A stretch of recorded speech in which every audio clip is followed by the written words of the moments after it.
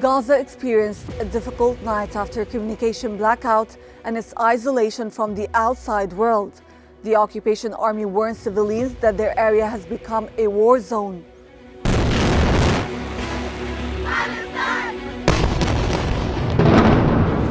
Gaza falls into silence and darkness after the destruction of its communication network and its subjection to the fiercest Israeli bombardment since the beginning of the aggression on the Strip on the 7th of October.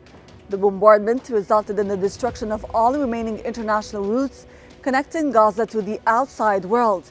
It also led to a complete collapse of the communication system within the Strip before turning back gradually. The communication blackout and the intense bombardment from land, sea, and air on the Gaza Strip were a prelude to a ground incursion carried out by the occupying forces. The incursion happened despite all international calls for de-escalation and the adoption of a UN resolution calling for an immediate humanitarian truce.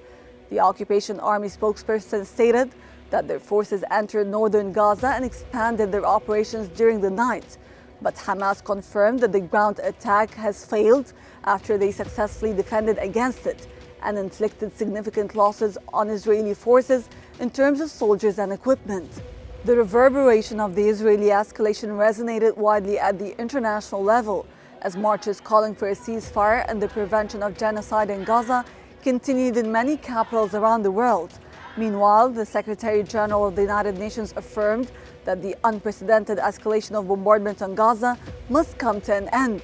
And Amnesty International warned of the huge danger threatening civilians in the Strip due to the Israeli ground operation. All international appeals, even UN resolutions, have not prevented Israel from continuing its aggression. The occupation army still affirms its progress towards the second phase of the war and warns civilians in Gaza that their area has become a battlefield. As the Chief of Staff emphasized, the objectives of this battle require the execution of the ground operation. In light of such escalation, Egyptian President warned of the transformation of the region into a ticking time bomb.